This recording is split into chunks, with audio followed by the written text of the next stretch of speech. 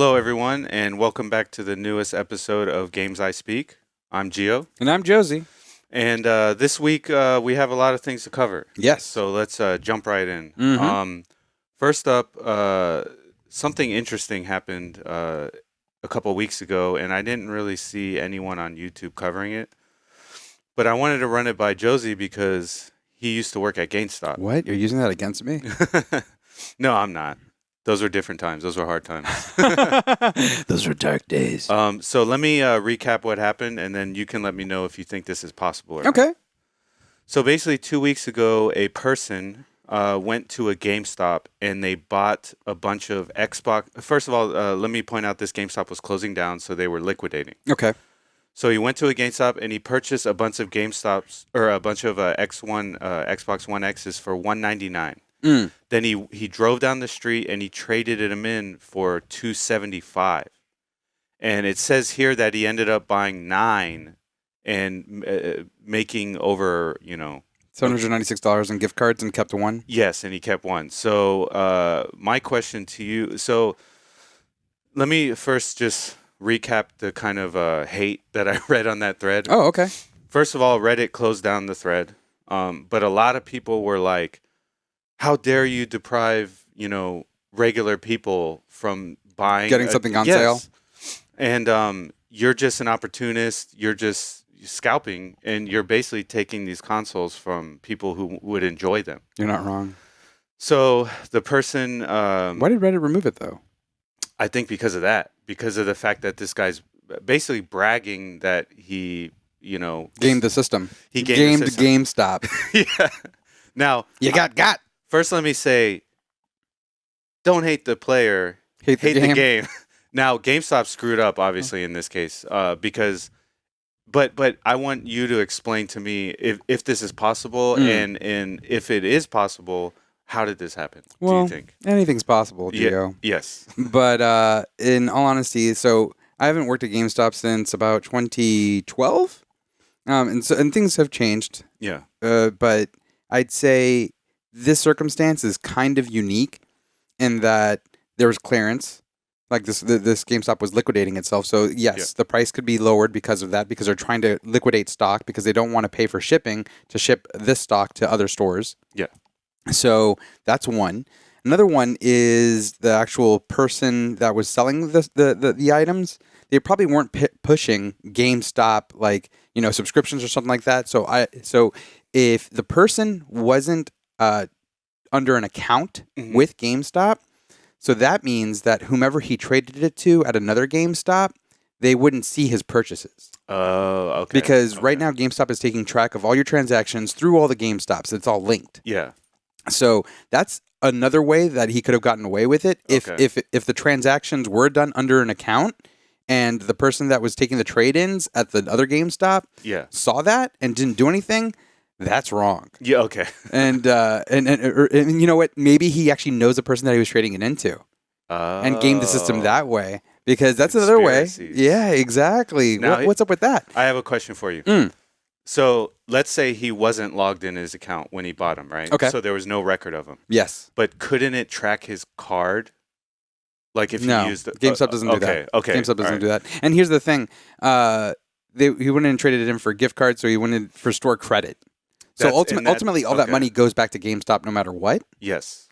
But it's still, it's still kind of dirty. Yeah, it's kind of shitty. Mm-hmm. But and bragging about scalping a company, no matter how detested, because I know there's a lot of hate for GameStop out there. It's still dirty because like people were rightly saying that it does take away from other people getting access to these kinds of deals and actually wanting to use those systems to play rather than to resell for a premium of some kind. And let me tell you, if I went to a GameStop and saw an Xbox One X for $199, I would buy it immediately. I wouldn't buy 9 of them. But who knows? I mean, maybe the dude was didn't have money, maybe he was broke or something. Wait, who are you talking about? The guy that bought like 9 Xboxes? Yeah, I mean, maybe no. this doesn't work. Yeah, this doesn't work at all because again, it was traded in for store credit. Yeah, so he had to have money to buy. Yeah, exactly. If anything, he wasted money the entire time. He didn't even get real money out. But he could, and here's the thing: even if you sold that store credit card, yes, you're not going to get full value because people like. I've sold gift cards online. People don't buy them at the full value. You have to reduce. Why did you sell gift cards? Because I had a bunch that I didn't want to use for like a random things. Random things, and there's websites that buy them. Okay. But here's the thing. Because I thought I was talking to a scalper for a second. I had to leave. No. Here's the thing. Nobody buys a gift card for full price from a second a third party. Yeah. A third party. Yeah. So let's say he did take them and he did sell them online. He still has to take a loss, so he's not going to get full profit, like you said. So yeah, okay, yeah, it was an asshole move. I'm sorry. Yeah, and the possibility of that is there. Yeah. Though there's a lot of what's it called? A lot of people that had to overlook a lot of things. Yes. If that was the case, because honestly, if you're GameStop buying 9, and not just buying 9. Buying 9 is fine. I think the buying of the 9 is fine. Okay. I think that's okay, especially since it's like on clearance. The whole trading it in to another GameStop is the problem. Because they're going to see the guy and they're going to go, wait, why does this guy have 9 Xbox One X's? Yeah, exactly. Where did they come from? Mm-hmm. You might think he stole them. Yes. You know what I mean? That's exactly it. Yeah. And I worked at a GameStop that got stolen from. Yeah. So, like, hey. Yeah. So, okay. So, yeah. There's a lot of negligence red flags there. Yeah, exactly. There's a lot of red flags in this situation, and it probably shouldn't have happened. But, yeah, I mean, it happened. And maybe it didn't. Maybe the guy lied because he didn't post receipts. And that was the thing that got me. I was like, show me the receipts. Show me the receipts. I'll believe you if you show me the receipts. Okay. Like, show them all crumpled up so that you can't, like... And well, here's the thing. I think the receipts have the serial numbers. So that you can... So if anyone that wanted to do their due diligence could go ahead and track where those serial numbers went to. Exactly. So maybe he was afraid of getting in trouble. Exactly. Yeah.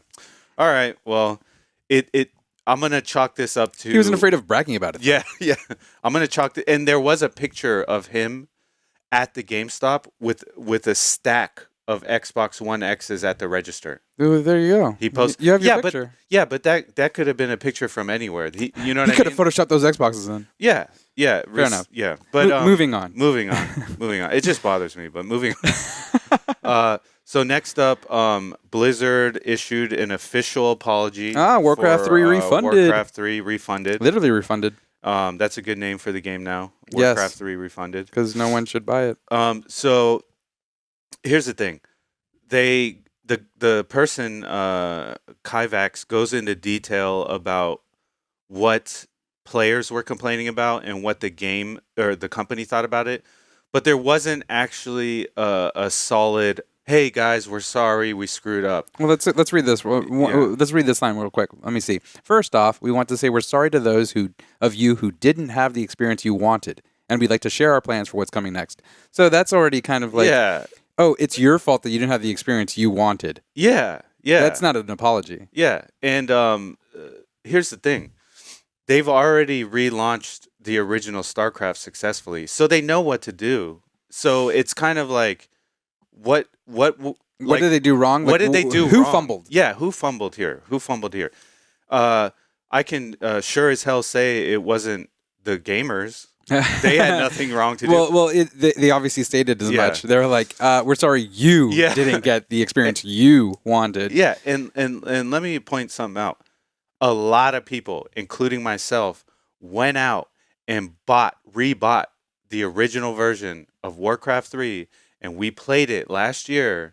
Oh, last year? Yes. In anticipation for this, and I did the same thing with StarCraft 1.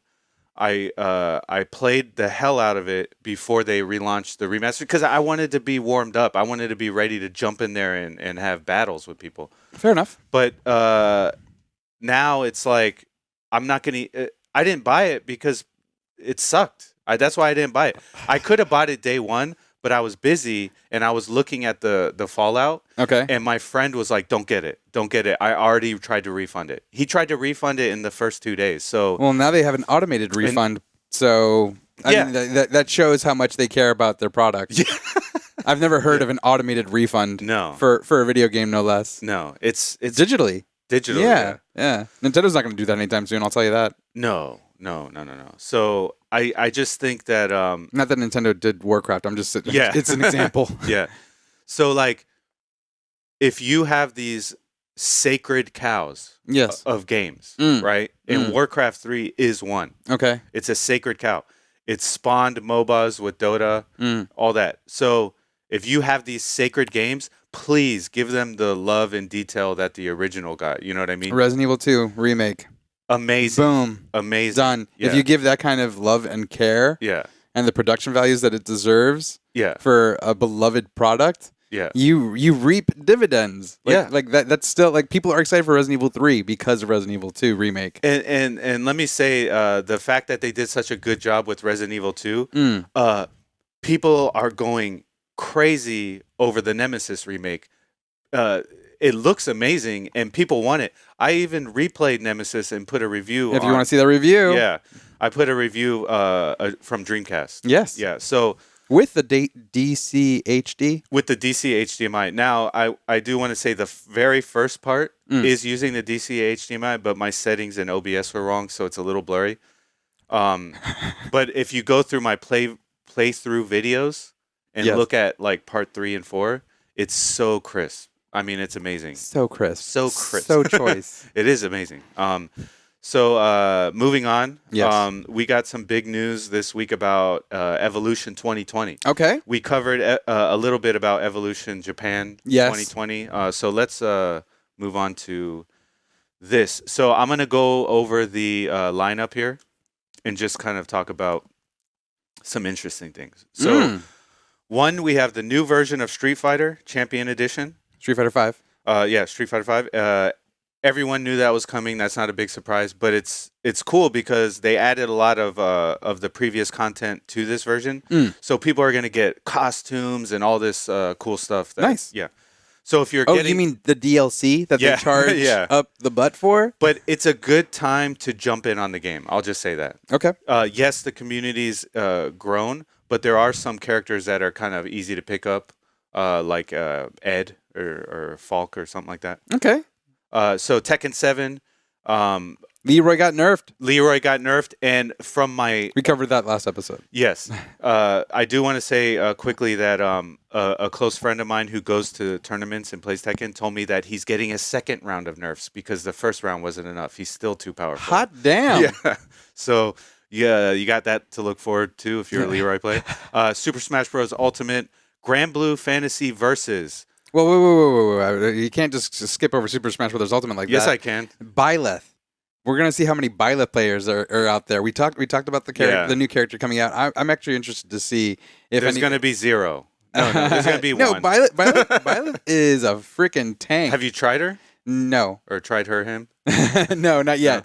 But like I haven't even bought the pass, but I'm just saying like I've seen the players on YouTube videos because why not? Yeah. And honestly, she's powerful as fuck. Okay. All right. So here's the kicker: Marvel vs. Capcom 2. Now let me. You just skipped over Granblue Fantasy versus. Oh yeah. Well, no, we're gonna come back to that. Okay. We're gonna come back to that. So Marvel vs. Capcom 2 Champions. This is what's and actually let me just say Under Night in Birth. It's CLR, so it's a new version of the game. I think it's pronounced clear. Yeah. Dragon Ball Fighter Z, Soul Calibur 6, and Samurai Shodown. So Okay. Here's the thing about Marvel vs. Capcom 2 I want to explain. So we talked about this in depth. There's no easy way for people to get the game. Yeah, there's no accessibility. Yeah. You have to buy a Dreamcast, or you have to have been one of the few people. I say few, but it's probably a lot of people that bought it on the Xbox 360 arcade and the PSN when it was available for whatever period of time, and then they took it away. Yes. Due to licensing issues, but still, they should really just bring it back. Yeah. And have people on PlayStation 5, Xbox One, even going forward, to have accessibility to it. Yeah. It just makes no sense to bring it in the Evo circuit and have it for people to play and compete and then not have it available easily because you need to actually buy Dreamcast. Yeah. So or the arcade. Let me go into the details of what you're talking about. Okay. So basically what happened was after Marvel 3 came out, it was a huge success in the fighting game circuit. Yes. The sales weren't as good, but on the fighting game circuit, people loved it. It was a amazing. fantastic game. It's a great game. And it was like it became crazier than Marvel 2, which is even crazy because it ended up there's having a little too much crazy going on. Yeah, it ended up having like infinite loops and all this craziness that Marvel 2 does have. But anyways, long story short, to celebrate Marvel and the movies, they made Marvel vs. Capcom Infinite. No, psych. Yeah, we don't talk about that. That game doesn't exist. They remastered Marvel superheroes and I believe Street Fighter versus X-Men, and they put them in a package on PS3 and Xbox 360. Yeah. And it was called Marvel Origins, and you could actually go online and play these old games versus people. Yes. Then what they did is they took Marvel 2 and did the same thing. So there was 2 versions of the game, Marvel Origins and Marvel 2. And that's awesome. And it's awesome. And you could go online and play people in lobbies. It was great. You could. And then what happened was had happened was the honeymoon phase was over between Capcom and Marvel, and they pulled the games off the shop. So if you didn't have them already, you couldn't get them. And here's the crazy thing. They brought them back for I'm not sure. Maybe they didn't. Maybe I'm remembering wrong. But okay. I have both of them because when they brought them out, you snatched them. I literally thought this isn't going to last. that was my Oh, really? Yes, yeah. Here's my thinking. This is when I was a pleb. Yeah. I was like, oh, it's digital. It'll be available all the time. Little did I know. And this was before the Wii shop closed. And I was like, oh, my God. Yeah. Everything will not last. Scott Pilgrim was taken away. And PT was taken away. And this is also before the Xbox Live Indie arcade was closed as well. Oh, my God. So all those games lost to history. Yeah. Unless like tears in the rain. Just look up Aurora. Hey, calm down. Xbox 360 Aurora. Anyways, so that's the issue. You can't play the game on a modern console unless you bought it back then. Now, for this tournament, let me explain. It's going to be on Dreamcast with the DC HDMI. And the reason why I think that it's going to be using the DC HDMI? I believe so, yeah. Oh, wait. You just said you believe so. You didn't know for sure. Well, here's the thing. There's a popular streamer in New York. Yes. And his name's Arturo.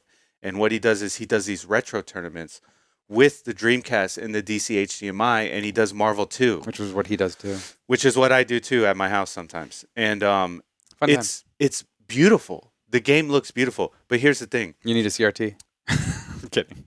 No, well, okay. If you want to play it right, you need a CRT. Mm-hmm. Because even though you play it with a DC HDMI, there's still display lag. So here's the trick. At Evo, it's going to be displayed on a huge CRT. A CRT that weighs 1 million pounds. And they're going to have the largest CRT ever. They're going to have a crane, just drop it in the center. Exactly. And instead of actually, playing the CRT, them sitting in front of the CRT, they're going to be, strapped to the sides of the TV with 2 mini CRTs on the side. I like that. Yeah. I like that. But anyways, I think it's going to be on Dreamcast. I'm just throwing that out there because that version of the game is 99% arcade accurate. Oh, I mean, Dreamcast was incredible with those games. Yeah. So incredible. I love my Dreamcast. If you're thinking of so here's how it's going to work. They're going to have the 4 former Evo champs. Okay. Justin Wong, Sanford Kelly, Yipes, and the 4th one, I'm sorry, forget his name. I have seen the Evo though where he was. Yes. But so those 4, they cannot compete in the qualifying events leading up to Evo, from what I understand. Because they're the bosses. Because they're the bosses. They're the bosses. They're the boss fight at the end of the tournament. And everyone else. This is Mortal Kombat. Is going to qualify. So it's going to be 4 people that qualify versus the 4 Marvel champions. Tight. And that's why it's called Tournament of Champions. Yes. And so that's actually pretty cool. That's really cool. Yeah, that's pretty cool. But I just said something. I just said it's like Mortal Kombat. Speaking of, where are they in Evo? I didn't see them in the list. No, are you sure? Let me see. No. Oh my God. Where's Mortal Kombat 11? Mm-hmm. Didn't it just come out like 2 years ago? 1 year ago? It came out last year, right? Yeah, 2019. All right, so what happened? All right. There's a lot of speculation here. So first of all, I do want to say it should be in the lineup. That's crappy. It should be in the lineup. Okay.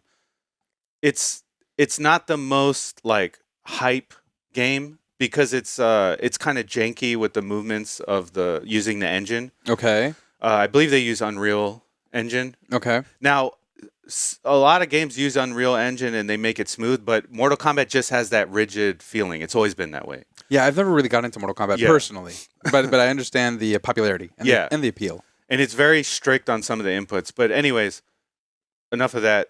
They took it out. The game won Fighting Game of the Year on many people's lists last year. Okay. It had a great story mode, great graphics. They added a lot of content. I'm going to be honest, Smash Ultimate should have won. if you call that a fighting game. Ooh. Because there's a lot of debate about that. Hate mail to Geo. Yeah. I love Smash Ultimate. It's a platformer, bro. No, I'm just kidding. No, it's a fighting game. It's a fighting game. No, I think Mortal Kombat 11 deserved that. I think people were right. I think it was Fighting Game of the Year, and I think the attention to detail they put in that game was great. Yes.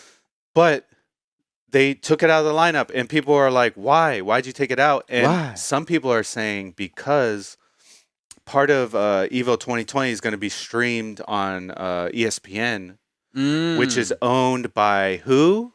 Disney. What? And they don't want violence. Yes. Oh, wait. But that makes no sense because they have the UFC on ESPN. I mean, now. It is pretty gory. Yeah, it is. Comparatively speaking, yeah. Let's just be honest. Mortal Kombat 11 is more violent than anything that could be shown on UFC. Or that has been shown on UFC. Don't even think about it. Are you so talking? Sure, man.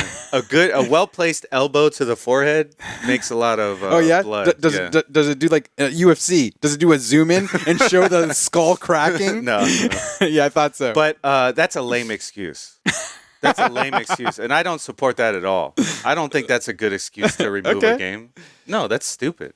I mean, I don't even play Mortal Kombat 11, so I don't have any skin in the game. But no, I'm just saying. What do you all think? Yeah, what do you all think? What are your comments? Leave them below. And we'll make that our question of the week. Mm-hmm. What do you think? Why was Mortal Kombat 11 kicked out of EVO? Why was Mortal Kombat 11 kicked out of EVO?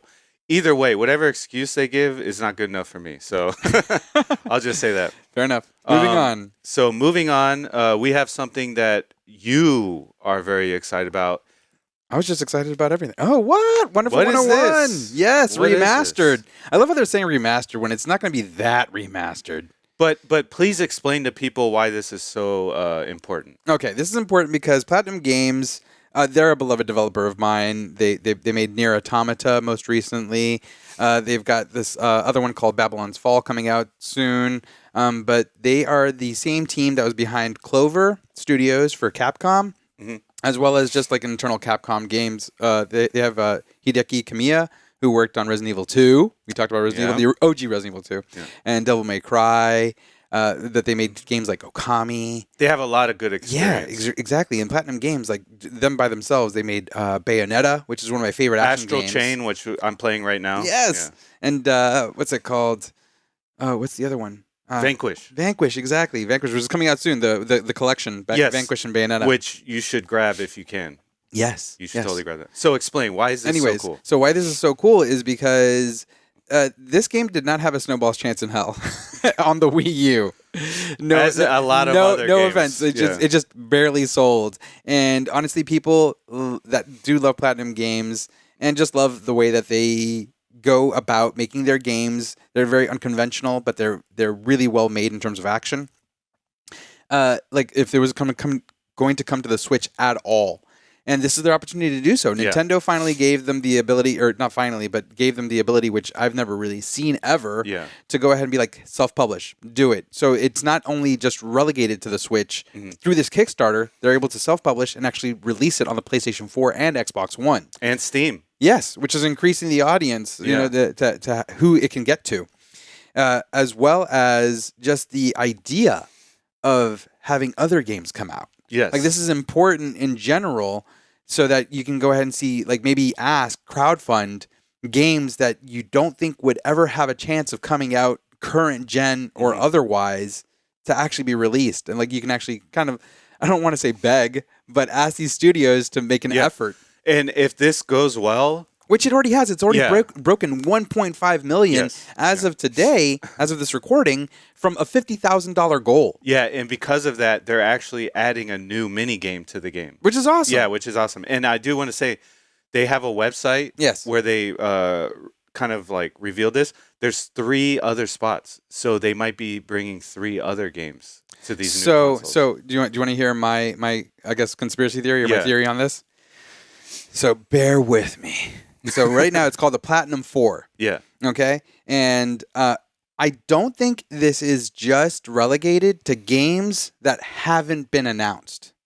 Okay. So Platinum isn't the largest largest company. No. And they just did they just got invested in by Tencent Games, which is a Chinese publisher. Exactly. Huge. They're one of the biggest game publishers in the world, and the only reason people don't know about them is because they cater to the Asian market and specifically mobile. Mobile, yeah. They work on a lot of mobile games. Correct. So this one is the first of those 4 games. Okay. This is the Wonderful 101, which was a Wii U game. Yeah. And the idea here that I have is that maybe this is just games that Platinum is developing that only like increase their portfolio, but also expand on the successes that they've already had. Okay. Example. The second one, I think the Wonderful 101 won the first game. Okay. Nier Automata 2, the second game, because Nier Automata just sold really well. Yeah. The third game, Bayonetta 3. Ooh. Oh, what's up? Okay, all right. And then the fourth game, this is my pie in the sky like dream. I know what you're gonna say. God Hands. Oh, I didn't know it. God Hands. It's right there. God Hand. It's one of my favorite action games on the PlayStation 2. It was developed by Clover Studios. Shinji Mikami actually directed it when he was working with Clover Studios. Now he has Tengo Gameworks. Yeah. But even then, Shinji Mikami being attached to it doesn't really matter because they are re-releasing Vanquish, which was also Shinji Mikami working with the Platinum Games. Okay. So I think like that's just my dream because God Hand is like one of the most eclectic. Like it's got a cult following and it's so much fun and it's so crazy. Okay. I love it. All right. Well, that's just my pie in the sky hope. But honestly, it's probably just a mobile game. Not gonna lie. in reality, we're gonna be following this closely, so we'll keep you all updated. We'll keep you all updated. Yeah. And I would support this. Please. Yeah. We both supported it. Which tier did you do? Because they have like crazy amounts of tiers. I just bought a physical PS4 game. I did the wonderful art version of the game because I wanted the comic book and the art book. I'm a sucker for art books. Nice. Yeah. I mean, it's a beautiful looking game, and I hope that. So basically, this project is to port it in the best way possible because you don't want to mess up anything here. And it's already slated to be released in April, so it's not like Kickstarters like Bloodstained or Mighty Number 9. Yeah, where you're investing in the hope of getting this developed and finished and Shenmue. Published. Shenmue 3 actually came out though. Okay, yeah. Shenmue 3 came out. Okay. And I mean, a lot of Shenmue. It was more of a game for Shenmue fans rather than a general populace. So I do see why a lot of people didn't like it because it is going back to a time. The biggest infamous Star Citizen. That one doesn't exist. That's vaporware. They have alphas out, but all right, we'll talk about that one day. Fair enough. That's a crazy topic. Yeah. All right. So moving on. I just wanted to talk about actually you brought this up to me. Ooh, the Analogue NT Mini. So if you all don't know about Analogue, please look up Analogue online. They have the best remakes of retro consoles, and they use something called a FPGA, which is I can't remember the exact acronym, but it's like Field Programmable Something Array, and it allows them to emulate the hardware of the old consoles. But they are using hardware from the consoles as well. Yeah, but it allows them to emulate a lot of it without using software emulation, which is where most of the bugginess and lag comes from. So lag is super important with these old games. The games literally run like the original. There's a genius behind this. You can look it up. They have actually My Life in Gaming has good videos on these. Fantastic YouTube channel. Yeah, so check those out. They go into depth. Look up the one on the Super NT. That's a great video. Yes. So I'm gonna buy it if I can see it. Yeah, if I can find it, I'd buy it. Yeah, because currently on eBay, they want like $1,000 for the original run. So let me just give a brief recap. They're aluminum, like cased chassis, and it supports NES and Famicom. Yes, and it outputs the games in 1080p. HDMI, what's up? HDMI, and they're amazing. I mean, they're just so well done, and even their menu system, it's all great. And in terms of input lag coming from the console to the TV, there should be none. So if anything, it's based off of what TV you have. Yes, determining whether you have like the variable amount of input lag. Yeah, and I do want to say they did release a device where you could play their consoles on CRT. So if you want to find a CRT, but the importance of this console is literally to play it on your HD TVs. Yeah. To make it so that you don't have to go through the CRT route. Yeah. And what's the price point around? What do you think? It's probably going to be around $500 because that's what the original one was around. It's pricey. They resell over $1,000, so it's worth it. It's pricey, but if you love NES games and you want to, let's say, experience them in the best way possible with modern technology. Exactly. Yeah. That's the best. Yeah, that's the best answer. I mean, but you also own an AVS. I also own an AVS. Comparatively speaking, what do you think? The AVS only outputs to 720p. What? What is that? No, it's still great. It's awesome. That's SD. I'm kidding. But the build quality, it's half HD, but the build quality is just better on the analog because the AVS. I mean, it's almost like double chassis. The price too. Yeah. Okay. But next up, let me cover this real quick. I think this is important. I haven't heard anyone talking about it. Sony Foundation, they are supporting the crazy damage that's going on in Australia.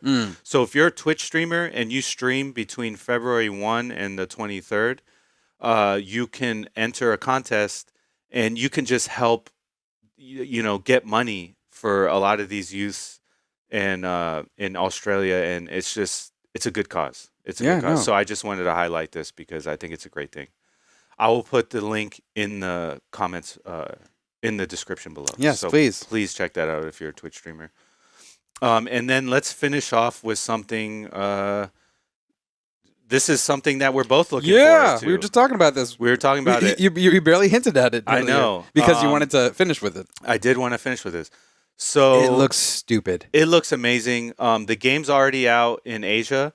And this is specifically Granblue Fantasy for people on the podcast. Yeah. And it's Granblue Fantasy versus, pardon, because there's also Granblue Fantasy Relink, or what is it called? I don't know. I've never played any other games, but this is a fighting game by Arc System Works. It looks amazing. It looks beautiful, and the input is designed to be friendly for beginners. Yeah, but also it's single player versus 3. Yeah, 3 versus 3, and it's also allows a. I mean 1v1, not single player, just by itself. 1v1.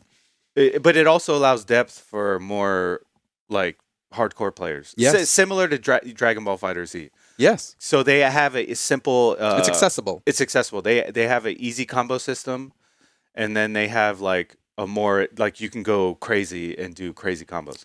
That's good. It's accessible for people that just want to play a game, and then that's deep for the people that want to take it further. Like, the fact that Dragon Ball FighterZ is on Evo, the Evo ticket, that's awesome. Yes. And I mean, Granblue Fantasy Versus is an upcoming Evo, and it hasn't even released in the States yet. No. So, like, how are we supposed to play it? When does it release? Well, you'll be surprised. Well, first of all, I think the Japanese are going to dominate in this game.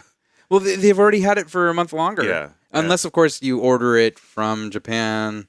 But even then, with all the stuff going on with the coronavirus, it's hard to get in terms of shipping. Yeah, in terms of shipping. But look, I think it's good to have these games that bridge the gap between beginners and advanced because more people, more players. Yeah, and I don't like the elitist attitude of get good on fighting games because fighting games are just so hard. I like the elitist attitude of get good in Dark Souls, though. Oh, yeah. And Sekiro. That's different. But fighting games they're just a grind, man. They're just a grind. And anything that can bring in new players is good, in my opinion. Fair enough. I'm not hating on the ease of the inputs. I think it's great. I think it's a good game for people to say, hey, you know what? I think I like fighting games. Let me try out Street Fighter or let me try out Tekken 7 or something like that. Yes. I think it's good for that, and I can't wait to play it, and I'm waiting for it. No, I'm excited. I pre-ordered my copy. Do a review. Nice. I want to do a review on that game. So nice. We should do one where we're fighting against each other, and then you put my name and you put your name, and then I whip your ass, and then we're all happy. Yeah. Totally. Except I don't think it's going to work that way. But no, we'll it's not. See. He's really good. I quit Marvel vs. Capcom 3 because of him. Yeah. He ruined it. Sorry. Anyways. Yeah. But anyways, thanks everyone for joining us. If you have any questions or you want to make a comment, please leave it below, and we'll see you all next week. Yeah. Take care. Hello, everyone. Thanks for watching this episode of Games I Speak. What do you think about Mortal Kombat 11 being removed from the EVO 2020 lineup? Share your thoughts in the comments below, and we'll see you all next time.